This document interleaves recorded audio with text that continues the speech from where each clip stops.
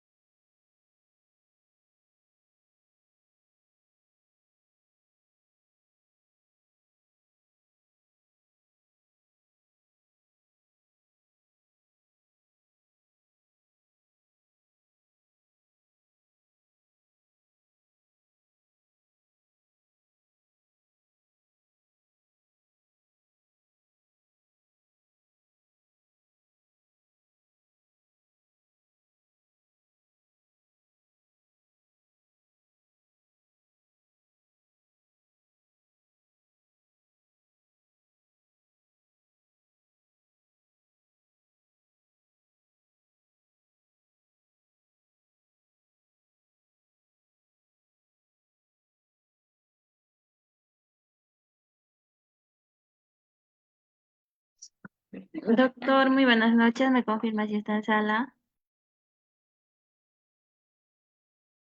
Hola, ¿cómo estás?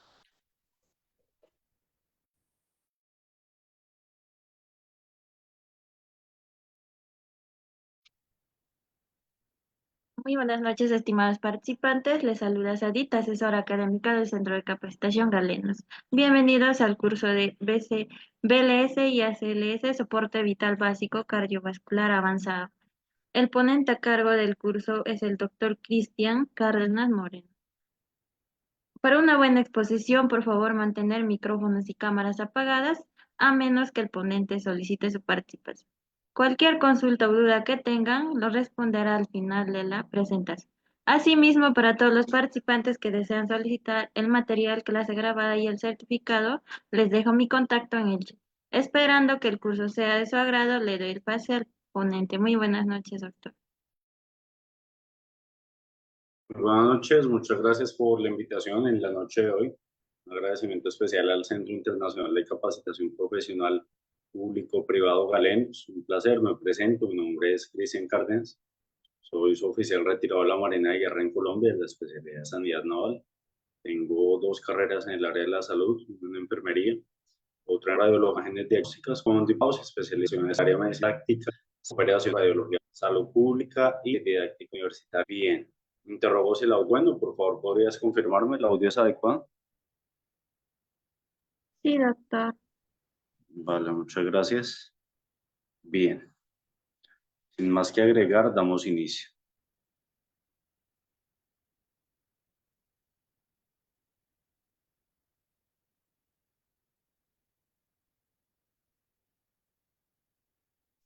Bueno, el día de hoy vamos a hablar sobre una temática bastante común, no solamente en el área intrahospitalaria, sino también en el área de APH e inclusive en cualquier tipo de ámbito, teniendo en cuenta que el soporte vital básico pues realmente se realiza en cualquier área, en cualquier contexto donde es necesario poder tener esas nociones básicas sobre masaje cardíaco, ventilación y de esta manera pues poder buscar la manera de posponer un poco más la vida del paciente, de darle una esperanza adicional y participar dentro de su proceso de rehabilitación. Bien, partimos en este orden de ideas, teniendo en cuenta que la gran diferencia entre soporte vital básico y soporte vital avanzado, realmente en qué va a radicar. Radica en el uso del DEA, del desfibrilador externo automático, o en el uso del DESA también. Entonces, en ese orden de ideas tenemos ese tipo de variables que de una u otra manera pues van a ser muy eh, óptimas, así como el uso del oxígeno, ya sea únicamente en entornos de la parte hospitalaria o en el traslado de ambulancia. Entonces, realmente radica en esto la gran diferencia, así como que pues por su parte, el soporte vital avanzado, ya generalmente lo realiza únicamente el personal de médicos y de enfermería profesional. Dentro de esos conceptos críticos de la reanimación cerebrocardiopulmonar, entonces decimos que lo que se va a buscar es estimular esos movimientos cardíacos, estimular a través de presión directa sobre el corazón para que éste a su vez pues, pueda realizar el proceso de ¿qué? De bombeo de sangre, evitando que deje de llegar sangre arterial, sangre rica en oxígeno, a aquellos lugares más necesarios del cuerpo, inclusive el cerebro. Para ello, pues hay que tener presente que esa sangre que va a llevar es sangre netamente oxigenada, es sangre de un color rojo brillante, que por su parte, pues tiene la condición de ser desplazada a través de las arterias, ¿ya? Y por ende, pues va a ser idóneo poder motivar, ¿ya? Y poder generar un movimiento mecánico al corazón para que realice dicho procedimiento. Estas compresiones, pues tienen que ser compresiones entre 100 a 120, ¿ya? Si no queremos dar ventilaciones. O por el contrario, si lo que buscamos es un proceso completo, pues sería a través de 30 compresiones por 2 ventilaciones, ya dentro de los cuales pues se tiene que permitir ya que el pecho vaya a regresar a esa posición original después de cada compresión. ¿Por qué? Porque si nosotros evitamos que el pecho nuevamente se relaje de manera adecuada, pues resulta que el corazón no se va a llenar de sangre de la manera en que esperamos. Y en el momento en el que se vaya a comenzar a comprimir, pues el corazón no va a estar lo suficientemente lleno, ¿verdad? Ni las arterias pues van a tener esa cantidad de sangre, ¿verdad? Que se va a desplazar a través de esa presión directa en el corazón. Por otro lado, entonces, es viable buscar la manera de minimizar las interrupciones de las compresiones torácicas, evitando la hiperventilación. Decimos entonces que vamos a evitar esas interrupciones de las compresiones debido a que el corazón no puede estar mucho tiempo ya, sin tener que estimularlo. Para ello, pues hay que tener claro que el tiempo comprendido para poder realizar una revaloración en el paciente va a ser estimado entre 7 a 10 segundos. Teniendo entonces en cuenta lo anterior, ya tenemos que realizar 5 ciclos de 30 compresiones por 2 ventilaciones, donde al pasar los 5 ciclos, pues lo que vamos a realizar va a ser revalorar nuevamente la presión, la frecuencia cardíaca del corazón y de esta manera estimar si el paciente tiene o no tiene pulso. Si tiene pulso, no se va a realizar soporte vital básico. ¿Por qué? Porque resulta que en el momento de comenzar a realizar presión sobre el corazón, estando el corazón en funcionamiento, vamos a maltratarlo y de esta manera pues desencadenará una serie de consecuencias perjudiciales para el mismo. La única razón ya por la cual se tiene que realizar RCCP sí o sí es cuando el paciente no tiene signos vitales. ¿Listo? Esa va a ser esa condición propia que vamos a tener en cuenta con el paciente. Y es que para poder realizar masaje cardíaco, el paciente sí o sí debe estar sin signos vitales. ¿Qué es lo primero que vamos a tener en cuenta durante la reanimación cerebrocardiopulmonar? Oye, vamos a basarnos, entonces, inicialmente en la circulación. Ya vamos a concretar, a localizar ese punto idóneo. Posteriormente nos vamos a la apertura de la vía aérea. Ya la apertura de la vía aérea se puede realizar de dos maneras. Entonces podemos hacer una maniobra frente-mentón o podemos hacer una subluxación mandibular. Posteriormente vamos a traer la colación. Por otro lado, entonces, una muy buena respiración, ya la cual radica en una técnica adecuada.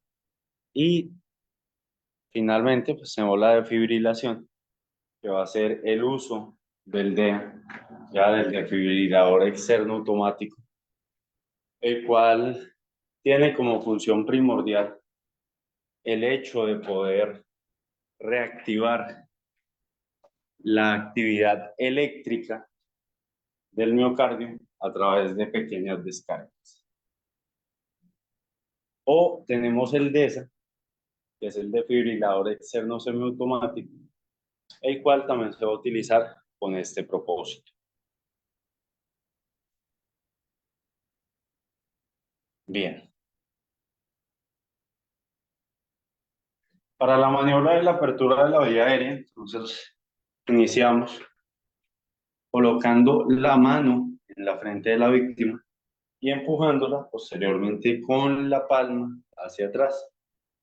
De esa manera, pues vamos a colocar los dedos sobre la parte ósea de la mandíbula, cerca al mentón. Y vamos a proceder a ¿qué? Hacer un levantamiento de la mandíbula para llevar el mentón hacia arriba y de esta manera, pues dar una apertura que hay que evitar. Entonces, no presionar el tejido blando. Eso es importante, es elemental. Por otro lado, no se debe usar el pulgar y no se debe cerrar la boca de la víctima de manera brusca, ¿listo? No se debe manipular de esa manera. Por otro lado, tenemos entonces la respiración boca a boca, ya conocida entonces como ventilación. Esa ventilación asistida va a tener la condición de tener siempre presente, mantener abierta la vía aérea de la víctima.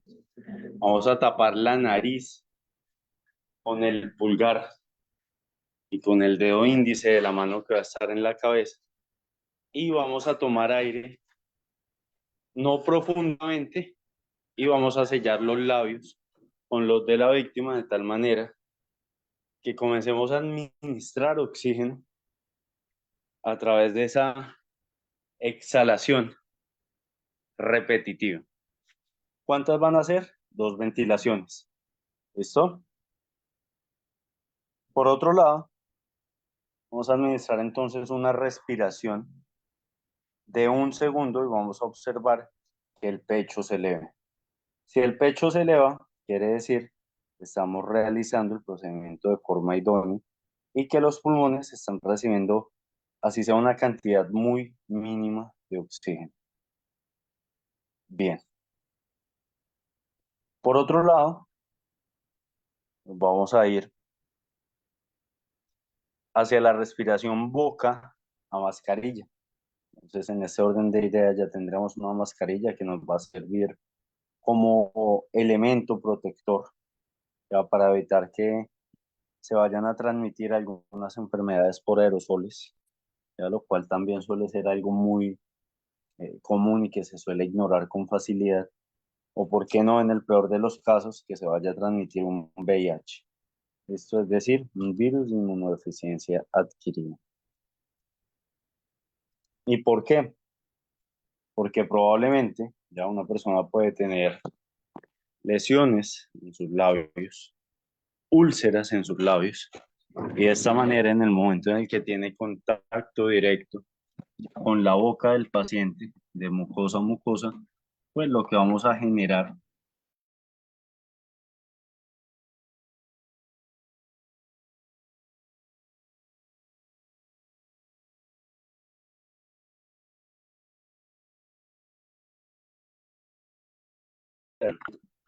asimilada por el cuerpo. ¿Listo? Mm, ese tipo de sucesos pues no son muy comunes.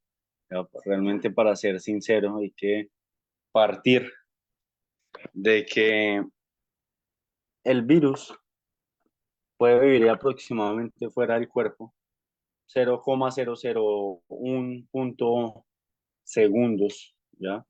Motivo por el cual pues van a ser un tiempo muy reducido, ¿ya? Pero pues al igual podemos dejarlo en exposición de manera irresponsable. Para esa respiración boca a mascarilla, entonces vamos a colocarnos al lado de la víctima, vamos a ponerle la mascarilla sobre la cara de la víctima tomando el puente de la nariz, ¿ya? Como punto parcial de referencia.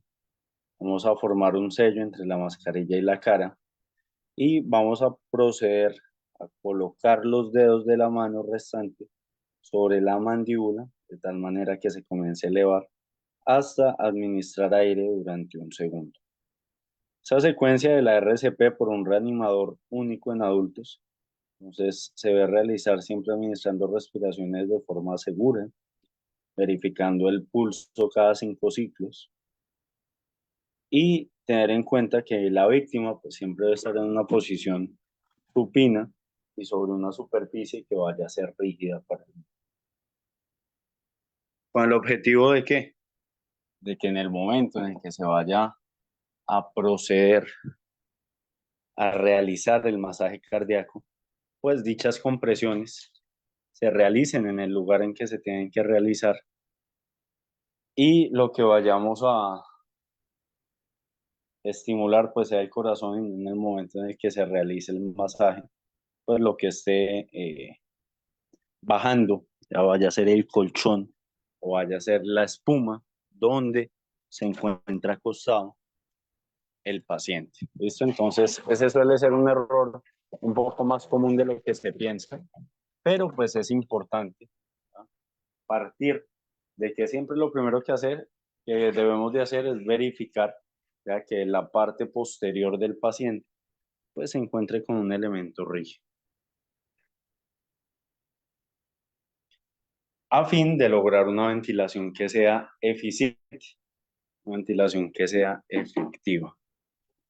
Por otro lado, tenemos entonces el reanimador, el cual debe poder realizar una apertura de la vía aérea, luego poder presionar la mascarilla contra la cara al mismo tiempo que vamos a elevar la mandíbula y administrar una serie de ventilaciones de manera eficaz. Aunque se esté utilizando oxígeno de manera suplementaria con un sistema de BBM, es decir, de bolsa, válvula, máscara, cada respiración que se administre debe durar aproximadamente un segundo. Aquí podemos entonces verificar la técnica CE, ¿ya? Y podemos verificar la técnica de doble C.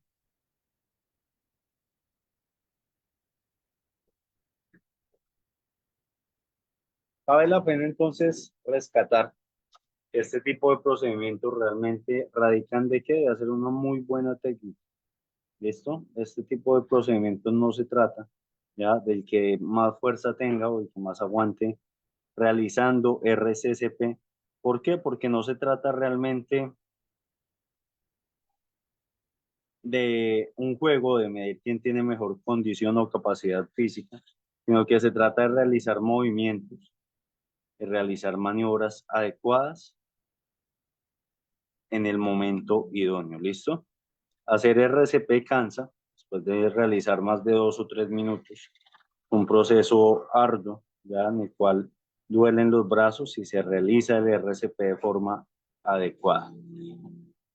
Entonces, con un reanimador, lo que vamos a proceder a hacer es colocarnos al lado de la víctima y este va a tener una serie de acciones específicas, como qué, como realizar compresiones torácicas, contar también en voz alta,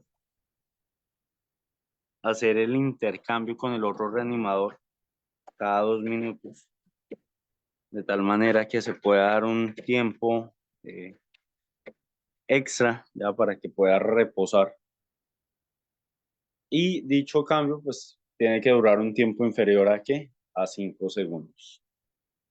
Por otro lado, tenemos entonces el reanimador número 2. Este va a estar a la cabeza de la víctima y va a mantener abierta la vía aérea administrando una serie de respiraciones y alentando a que las compresiones pues vayan a ser rápidas pero profundas, y va a hacer el intercambio con el otro reanimador cada 2 minutos, donde el cambio debe durar aproximadamente 5 segundos.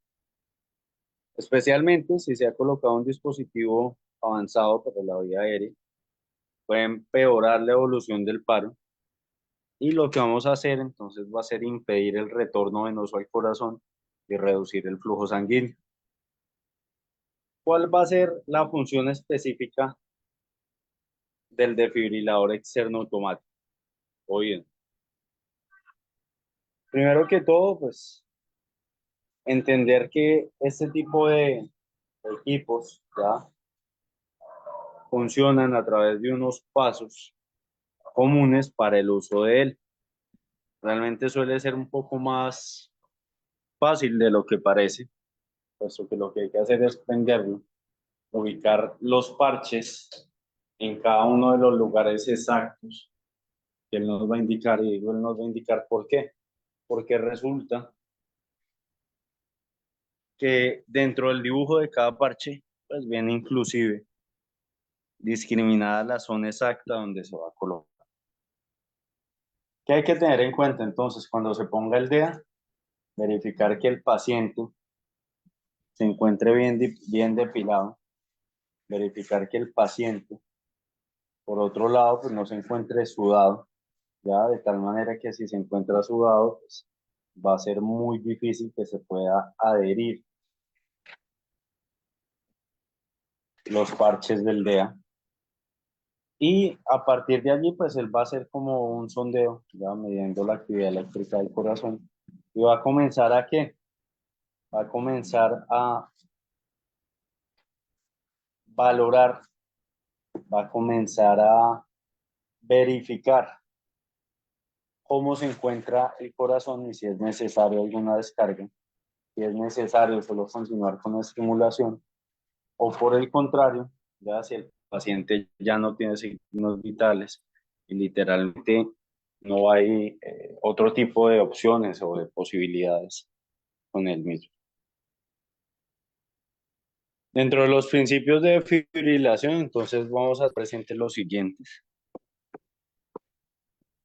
Vamos a partir de que el ritmo más comúnmente observado en los casos de paro cardíaco, pues van a ser los siguientes. La fibrilación ventricular, donde el tratamiento va a ser mucho más efectivo para la fibrilación ventricular en la defibrilación con dispositivos eléctricos. Por otro lado, tenemos entonces la probabilidad de que la defibrilación sea exitosa y nos pueda disminuir en tiempo. ¿Listo? Si no se trata, la fibrilación ventricular resulta que va a empeorar y se va a convertir en asistolia. Es decir, va a ser un corazón sin ningún tipo de actividad eléctrica.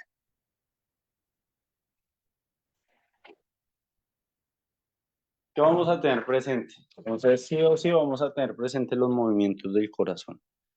¿Listo? Vamos a tener presente el hecho de poder activar la ruta. ¿Y esto va a radicar en qué? Vamos a comenzar a buscar la forma de comunicarnos de manera inmediata con diferentes organismos de seguridad, llámese policía, bomberos. Esto con el fin de qué? De poder avisar y dar unos datos concretos, dar unos datos específicos de la localización en donde nos encontramos con el paciente, y también poder dar a conocer cuáles son esas condiciones que tiene el paciente, ¿no? Poder dar a entender si el paciente necesita o no necesita una ambulancia básica o una ambulancia medicalizada. Posteriormente, entonces, al realizar este tipo de llamadas, vamos a hacer acompañamiento del paciente y vamos a comenzar con qué, con el masaje cardíaco, siempre y cuando el paciente no tenga signos vitales. ¿Listo? Por otro lado, y no menos importante, entonces hay que tener muy presente, ¿ya? Que si la ambulancia medicalizada llega con el DEA, pues lo primero que vamos a hacer va a ser colocar el DEA.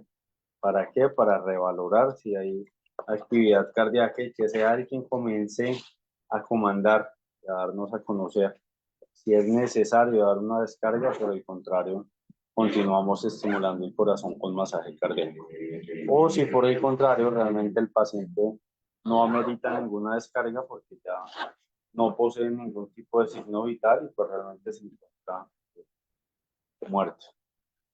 Posteriormente, entonces, si en el transcurso de realizar el masaje cardíaco el paciente avanza de manera exitosa, ya pues lo que vamos a hacer en ese orden de ideas va a ser colocar el paciente en posición de seguridad, es decir, vamos a acostarlo de ladito y vamos a esperar que llegue el servicio especializado de emergencias.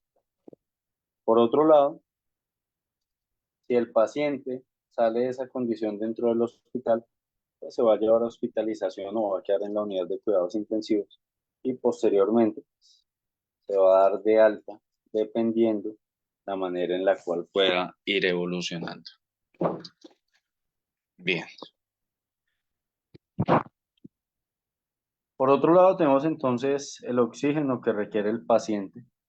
¿Ya? Decimos que hay muchas maneras de poder dar a entender qué tipo de oxígeno necesita el paciente. Y es que concretamente voy a hablar de lo siguiente. Una persona en promedio debe respirar entre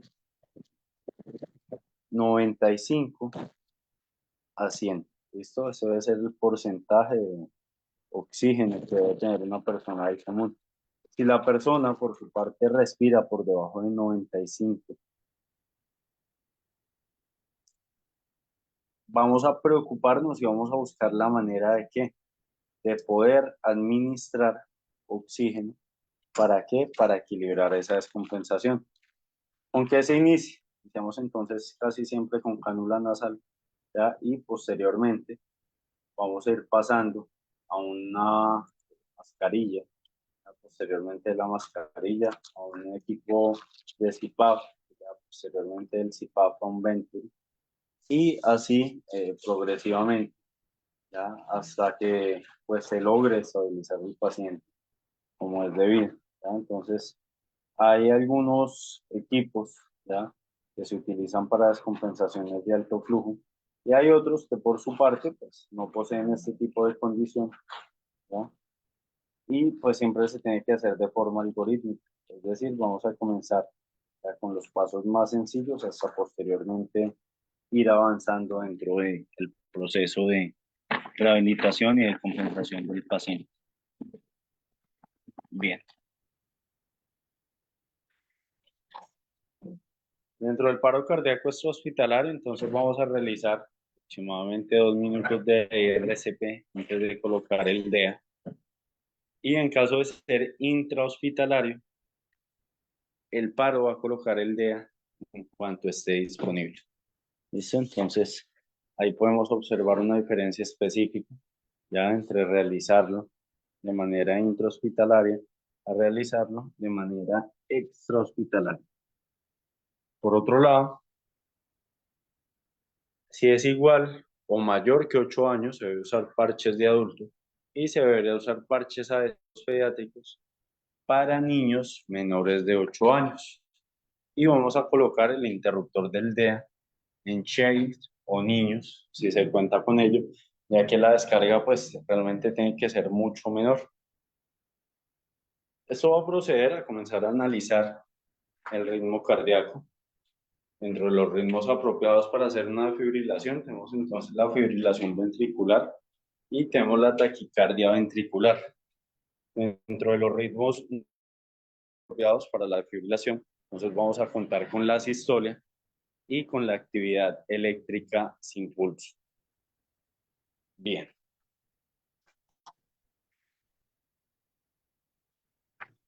Partimos entonces que hay que conocer muy bien los signos vitales. Ya voy a hacer referencia, aunque me interesa saber si el paciente específicamente tiene o no contiene pulso. ¿Listo? Y vamos a entender el pulso entonces como aquella salida, ¿ya? ya como aquel paso de sangre a través del cuerpo, ya a través de los vasos, ¿no? De las venas, donde ligeramente lo que vamos a comenzar a sentir, pues va a ser una fuerza ejercida y un sobresalto en el vaso.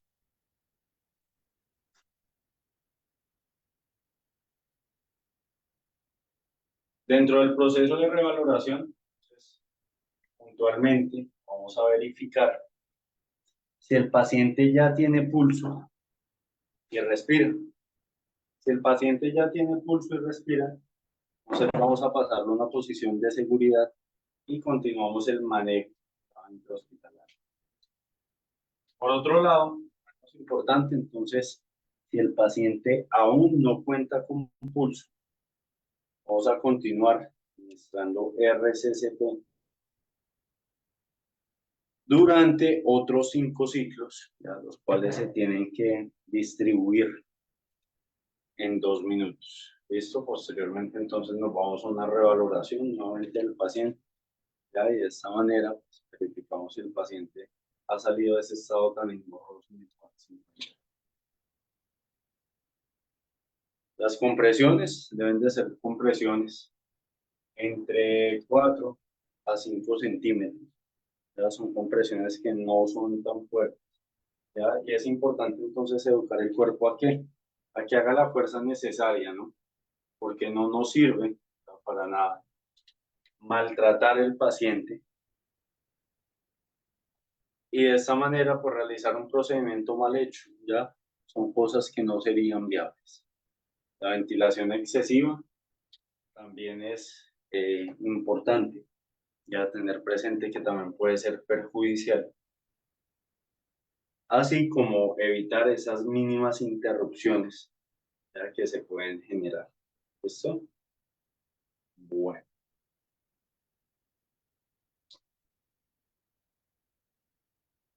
Y podemos entonces observar un masaje cardíaco realizado de manera idónea, una angulación de 90 grados, brazos totalmente extendidos, ubicado en la mitad de las zonas intermamilares, realizando pues una presión entre 4 a 5 centímetros.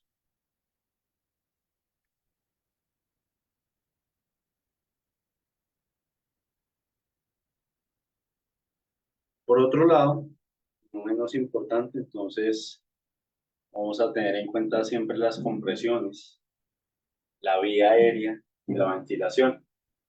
En pacientes que llegan ahogados, mejor es realizar primero las ventilaciones. En este orden de ideas, pues no serían 2 ventilaciones, sino que vamos a ejercer 4 ventilaciones. ¿Listo? Entonces hay que tener también muy presente que va a ser diferente esa maniobra de soporte vital básico a la maniobra de soporte vital básico, ya sea en sitios de conflicto, estratégicos, entre otros. Importante también partir de que, vamos a partir de que no es lo mismo realizar una reanimación cerebrocardiopulmonar en un lugar ya donde pues se tengan mejores condiciones, mejores recursos y pues sea una zona tranquila, ya como un hospital, pues que vamos a tener mayor facilidad para sacar el paciente adelante. En ese orden de ideas, cuando hablamos exactamente de este tipo de sucesos, pues nos vamos a imaginar que de forma intrahospitalaria el paciente siempre requiere realizar mínimamente el masaje cardíaco. ¿Listo?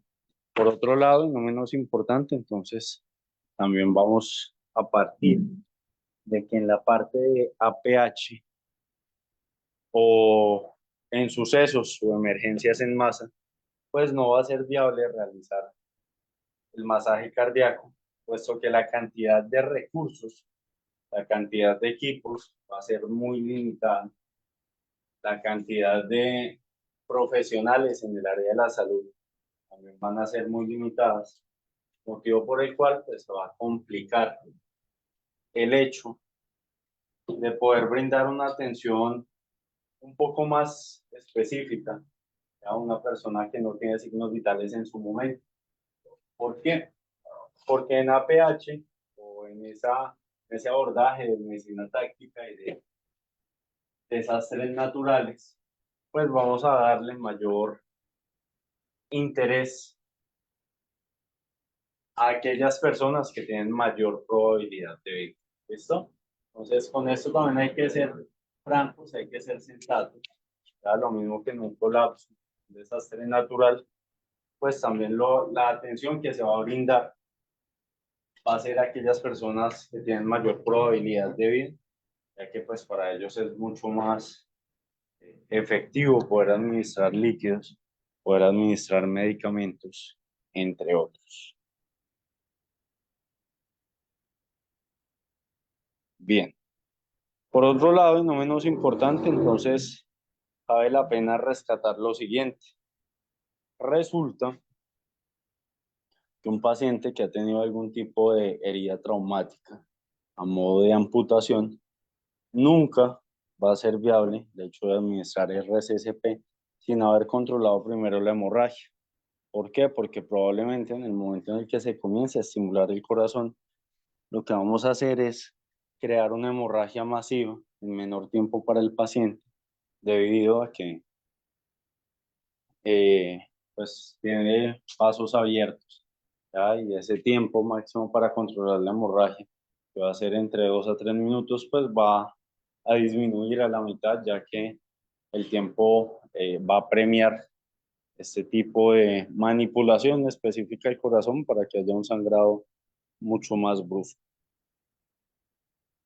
Bueno, a continuación les voy a colocar un video, ¿ya? Para que ustedes puedan observar la forma idónea de realizar RCCP. Muchas gracias.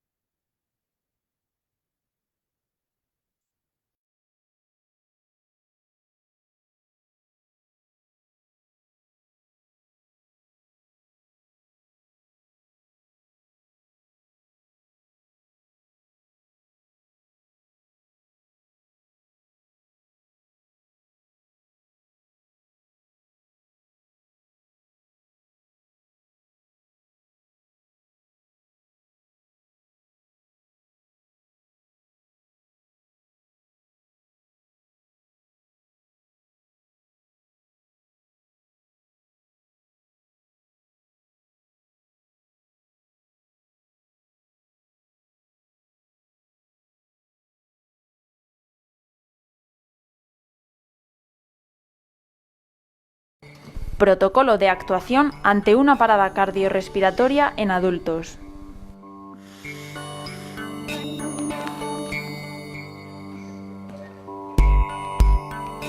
Paso 1. Valorar el nivel de consciencia. Agitamos, pellizcamos, gritamos a la víctima para valorar si responde o no a los estímulos.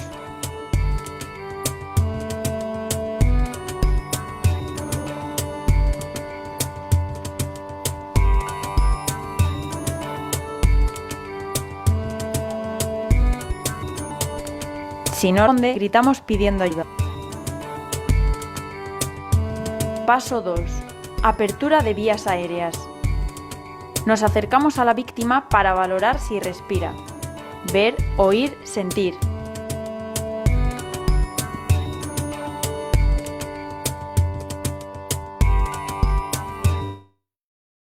Técnica de ver, oír, sentir.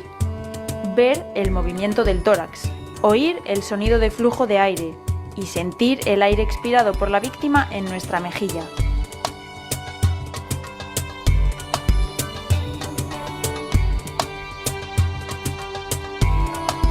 Si no respira, llamamos al 112 y comenzamos a realizar la reanimación cardiopulmonar. Paso 3. Reanimación cardiopulmonar. Realizamos ciclos de 30-2. 30 compresiones torácicas y 2 insuflaciones. Colocamos el talón de la mano en el tercio medio del esternón. Con los brazos estirados, los hombros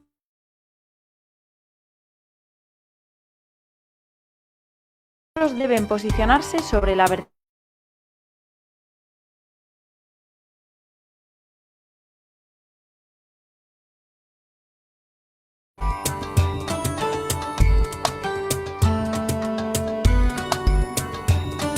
Si disponemos de un desfibrilador externo automático, utilizaremos a la vez continuamos con la EP.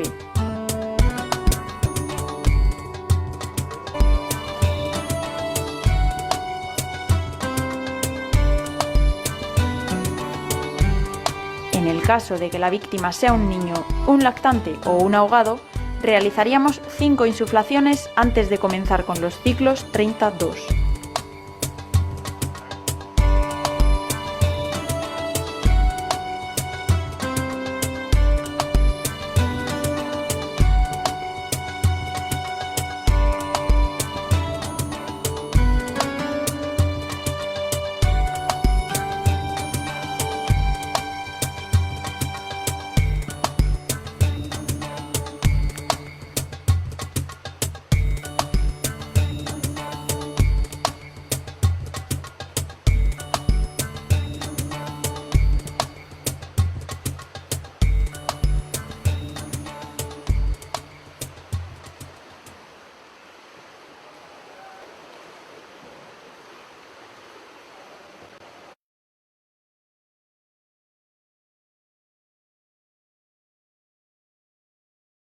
Bueno, perfecto. En este orden de ideas, un placer haber contado con la participación de ustedes en la noche de hoy. Dudas, preguntas, inquietudes.